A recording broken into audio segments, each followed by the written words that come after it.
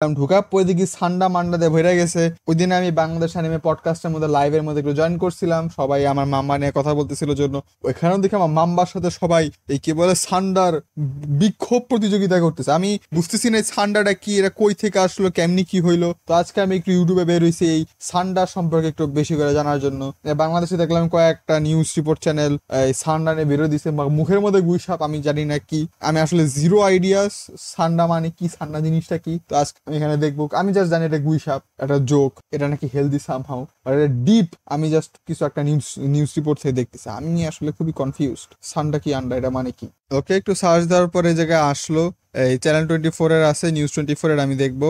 তারপর এখানে ওরে বাবার প্রেম কাহিনী, হ্যাঁ কি লেখা, সান্ডা নিয়ে এত আলোচনা কেন, মানুষ এই প্রাণী সম্পর্কে। ওকে, জানুন এই প্রাণী সম্পর্কে আছে, দেখতেছি ভিডিওটা। এটা কি আবার, আরে আরে আরে আরে, হ্যাঁ বিজনেস ডাইরেক্ট কার্টুন বানাই দিছে দিই। এখানে কি আজারি কি বলতো, সান্ডা নিয়ে তোলপাড়, যা বলেন মিজানুর রহমান আজারি, ভাইরাল সান্ডা মিজানুর রহমান আজারি।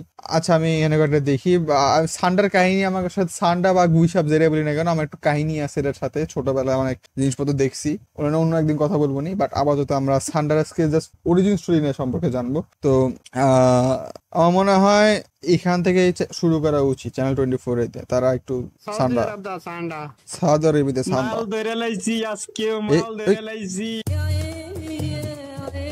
বিট মরুর প্রাণী সান্ডা, যাকে হয়তো বহু মানুষ চিনতই না, সেটি এখন সামাজিক যোগাযোগ মাধ্যমে টিকটিকির মতো দেখতে, কিন্তু আকারে বিশাল। টিকটিকি ভাই, এটা টিকটিকি জাত। বাংলাদেশে অনেকে একে চেনেন সান্ডা নামে। মরুর এই প্রাণী এখন আমি আরে চিন্তা গুইসাপ নামে, যদিও গুইসাপের এত কাটা কাটা না হয়, মরুভূমি জন্য এরকম ভিডিও, রম্য কথা, হাস্যরসাত্মক পোস্ট ও মিমের বিষয়বস্তু। ওরে বাবা রে বাবা, খাইছে কি একদম মোড়া তাজা, হ্যাঁ পেট ছাতা মাথা কালা, দড়িতে বাঁধা রাখছে আবার। ইস, আচ্ছা আমি যত শুনছি সান্ডা নাকি এবার এই জাতীয় যে পশুটা আছে এটা নাকি অলমোস্ট বিলুপ্ত প্রায়, স্পেশালি বাংলাদেশের মধ্যে। তো ভাই প্লিজ যারা আছে ট্রেন্ডের মধ্যে আইসা এদেরকে মাইরো না, এটা প্রাকৃতির একটা অংশ। এদেরকে দেখলে ভয় পাইলে তারাই দাও, মাইরা ফেলা কোনো দরকার নাই। আজাইরা এসব পশু টসু মারা উচিত না। প্লাস স্পেশালি এরকম যারা কিছুই করে না, এটা নিরীহ, 90% টাইম এরা নিরীহ। আমি নিজে অনেক গুইসাপ দেখছি। আমি স্টোরিগুলো আজকে বলবো না, কারণ গুইসাপটা আমার কাছে অনেক ফানি স্টোরি আছে। বাট আপাতত আমি জাস্ট বলতে চাইতেছি, আমি অনেক ফেসবুকে অনেক কিছু দেখছি, পোস্টও দেখছি এরকম, যে এটা মানুষ সবাই মারতেছে, এসব কাজ করতেছে। ভাই জোক ইজ আ জোক। চাষাদের খুশি কি ভাইরাল হতে অনেকে সান্ডা শুয়ে আছে একদম সামনে মানে দুধ রেখে দিছে। বাবা রে বাবা, এমন আরাম তো আমারও না, এটা কুলবালিশ। ভিডিও বানিয়ে পোস্ট করছেন। ওরে ওরে ওরে, মাফলার উঠতেছে বাতাসের মধ্যে, সিনেমা, অ্যাবসলিউট সিনেমা। টিকটক, ইউটিউবে অনেকে আবার সান্ডা খুঁজতে দৌড়ে বেড়াচ্ছেন মরুর বালিতে। মানে পুরাতন ছবি, এই আরে উঠ, এই গেঞ্জি পরাইছে নাকি হলুদ এরকম, আচ্ছা না রং এরকম। এই দৃশ্যে যেমন বিনোদিত, আরে বিং চিলিং, জাস্ট গাড়ির মধ্যে ক্যাজুয়ালি বৈশা বাইরে দেখতেছে, আহা কি সুন্দর, হ্যাঁ কি সুন্দর। নেটিজেনরা তেমনি প্রশ্নও জন্ম দিয়েছে, কি আদৌ খাওয়া যায়? না হেল না, খাওয়া গেলেও খাইতাম না ভাই, এত শখ নয় আমার। গরুর মাংস, খাসির মাংস, মুরগি, ডান, আর কিছু মাংস আমার দরকার নাই, এতটুকুই খুশি আছি আমি। ক্যান্সার যদি ঠিক করে দরকার নাই, আমি ক্যান্সার ঠিক করা গেলেও আমি খাবো না ভাই। লেজ খাইতেছে নো, লেজটা ফালাই দাও ভাই, গরুর লেজও মানুষ খায় না ভাই। বিশেষ করে সৌদি আরব, ওমান, কুয়েত ও সংযুক্ত আরব আমিরাত অঞ্চলে সান্ডা বা ধাব একটি ঐতিহ্যবাহী।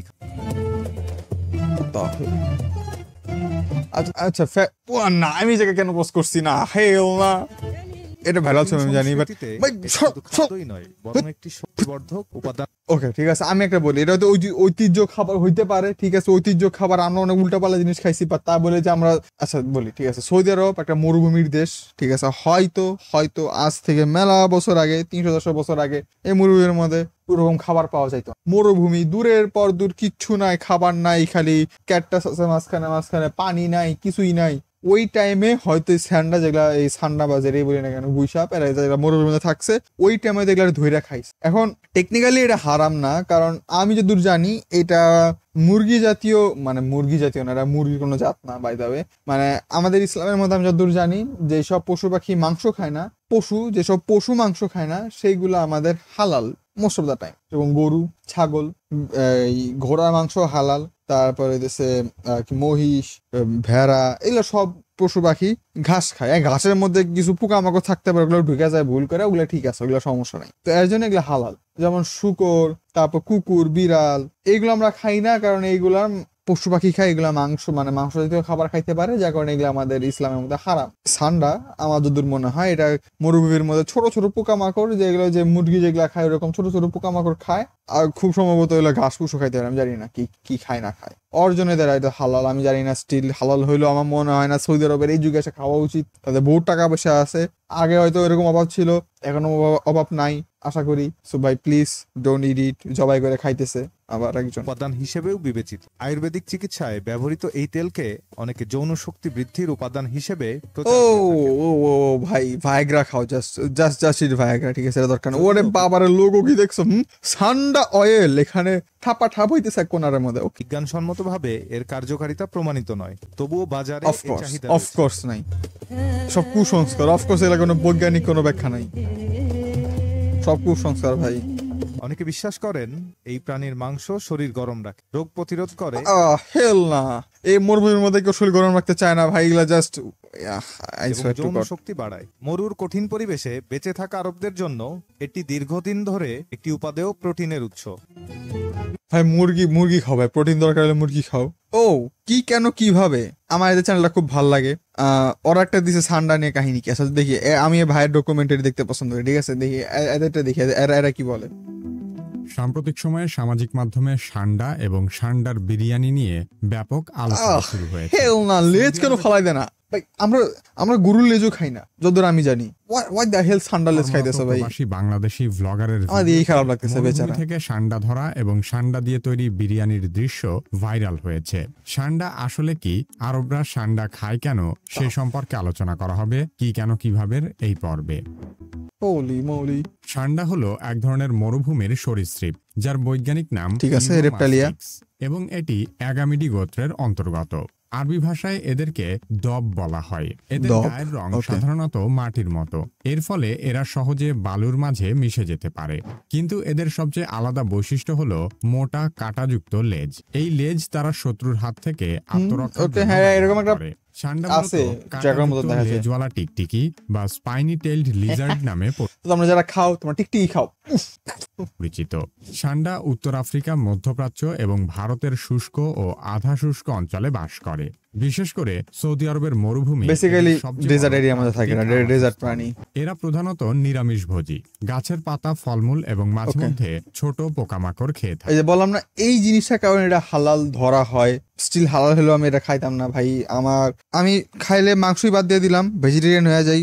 আলু, ডিম, ভাজি এইসব খাই থাকি, ডিম তো খাওয়া যায় না মনে হয়। আলু মালু শাক সবজি খাই বেঁচে থাকি, বাট স্টিল আমি এইটা খাইতাম না, তেল না থাকে। তবে গ্রীষ্মকালে গাছপালা কম থাকলে পোকামাকড়ের উপর এদের নির্ভরতা অনেক বেড়ে যায়।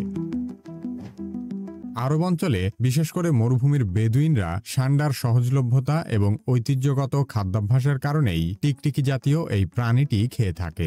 আমি যেটা বলছিলাম, মরুভূমিতে খাবারের যোগান খুব কম থাকে। আমার থিওরি, ঠিক আছে, আউট অফ নোয়ার থিওরি দেখছি, আমি জানি গেছি, আমি জানতাম ভাই, কমন ফ্রিকিং সেন্স, কেন এটা ঐতিহ্য খাবার, কেন এটা মানুষ খাইতো? মরুভূমিতে খাবার ছিল না, মানুষে কি বলে ওটাকে বিচ্ছু পর্যন্ত খাইতো। ওই টাইমে এটা কিছুই ছিল না, প্রবাবলি এটা হয়তো 5 স্টার কোনো খাবার টাবার ছিল। ভাই এখন যুগ পাল্টাই গেছে, এইটা খাওয়ার কোনো দরকার নেই ভাই। হু দা হেল, কই থেকে আসলো, কে ভাইরাল করলো, আল্লাহ জানে। থাকায় যা কিছু পাওয়া যেত মরুভূমির বাসিন্দারা তা দিয়েই জীবন চালাতো। তাছাড়া সান্ডার মাংস প্রোটিন সমৃদ্ধ এবং কম চর্বিযুক্ত, যা মরুভূমির কঠিন পরিবেশে মুরগি খাবারের মতো বেশ উপযোগী। তবে প্রধানত মরুভূমিতে অন্যান্য খাদ্যের সীমিত প্রাপ্যতার কারণেই সান্ডা একটি সহজলভ্য খাদ্য উৎস হিসেবে বিবেচিত হতো। ইসলামিক দৃষ্টিকোণ থেকে অধিকাংশ মাযহাবে সান্ডা খাওয়াকে হালাল মনে করা হলেও হানাফি মাযহাবে এটি মাকরু বা অপছন্দনীয় বলে গণ্য হয়। কারণ হাদিস অনুযায়ী মহানবী সাল্লাল্লাহু আলাইহি সাল্লাম সান্ডা খাননি, তিনি এটিকে আমি সেটাই বলছি ভাই। দেখো, হালাল হইতে পারে স্পেসিফিকেশন অনুযায়ী, যে হ্যাঁ এটা মাংসাশী কোনো প্রাণী না, পোকামাকড় খায় আর গাছপালা খায় বেঁচে থাকে, যার কারণে হালাল ধরা যায়। এই বলে যে আমি এটা খাবো, ম্যান আমাদের রুচিতেই বলায় না, হাউ দ্য হেল মানুষ খায় এত এত তেজ শরীরে থাকা উচিত না। অরুচিকর মনে করতেন, তবে সাহাবীদের কেউ কেউ এটি খেয়েছিলেন, সেজন্য এটি হালাল হলেও হানাফি মাযহাবে একে মাকরুহ বলা সাহাবীরা হয়েছে। খাইছে, আমি জানতাম এই সব ঝামেলা সাহাবীদের দিয়ে হয়। মাংস এবং তেল ঐতিহ্যগতভাবে লোকজ চিকিৎসায় ব্যবহৃত হয়ে আসছে। যৌন শক্তি বৃদ্ধি, ত্বকের রোগ নিরাময় এবং বাতের ব্যথা উপশমের জন্য সান্ডার তেল বিক্রি করা হলেও এর কোনো বৈজ্ঞানিক প্রমাণ পাওয়া যায়নি। অফকোর্স নাই ম্যান। আমাদের এখন অনেক ভালো, ঠিক আছে, আমি কয়েকটা ভিডিও আগে আমি বলতেছিলাম কেমিক্যাল খাওয়া উচিত না, বাট আমার মতে যদি এরকম ডিসগাস্টিং জায়গা থেকে যদি আমার কোনো তেল বা কোনো উপাদান আসে, সেই ক্ষেত্রে ঠিক আছে আমি কেমিক্যাল খাইতে রাজি, আমার কোনো সমস্যা। আমি কেমিক্যাল ভাইগেরা খাইলাম, ঠিক আছে, বাট স্টিল আমি সান্ডার তেল মাখতাম না। আরেকটি টিকটিকি জাতীয় প্রাণীকে বোঝানো হয়, আর তা হলো তক্ষক। সাধারণত একটি তক্ষকের দাম প্রায় 20 লক্ষ টাকা পর্যন্ত হতে পারে। তক্ষক আসলে কি কাজে লাগে এবং তক্ষকের দাম এত বেশি কেন সে সম্পর্কে জানতে চাইলে কিভাবে এই ভিডিও দেখতে পারেন। কিভাবে ফেসবুক পেজ লাইক এবং ফলো করুন। পরবর্তী এটা মানে যে গিরগিটি বা ক্যামেলিও যেটা আমরা বলি, ওকে, কে কেমন কি কেন কিভাবে, অনেক ভালো একটা চ্যানেল বাই দেবে, আমি আমাদের ভিডিও মাঝে সাথে দেখি, খুব ভালো ভালো ভিডিও বানায়, নামটাও খুব যেমন ইউনিক, কাজটাও সেরকম ভালো, চাইলে সাবস্ক্রাইব করে দিয়ে আসতে পারো। তো আজকে আমরা সান্ডার উন্মোচন দেখলাম, আর আমার মধ্যে কি সান্ডা খাওয়া উচিত? নো। যদি এখন বলতে পারো আমার যৌবশক্তি হারাই গেছে, আমি কি করবো? তো আমার যৌবশক্তি যদি আমার যৌবন কালেই যদি হারায় যায়, সেই ক্ষেত্রে বলো ভাই ভাইগ্রা খাও, যদি কোনো কিছু ঠিক না হয়, আর না হলে তো তোমার দোষী কারণে হয়েছে, বেশি ভুট্টা দেখা ফেলাইছিলে, এখন হয়তো দাঁড়া হয় না, করা কিছু নাই। আর যদি বয়স হয়ে যায়, আমার মনে হয় যদি বয়স হয়ে আছে, আমার মনে হয় ইটস টাইম টু রিটায়ার। আপনার দায়িত্ব ছিল, সে দায়িত্ব থেকে উত্তীর্ণ হওয়ার সময় এসে পড়ছে, হয়তো এক্সপায়ারি ডেট শেষ, একটু রিটায়ার করা উচিত এখন। ভাই কি দেখলাম এটা। তো আমরা যারা যে বিপদে থাকো না, ঠান্ডা মান্ডা খাও না, মুরগির মাংস খাও, ঠিক আছে, অন্যান্য জায়গাতে দামও কম আছে, প্রোটিনও অনেক ভালো পাওয়া যায়। এতটুকু ছিল, বাই।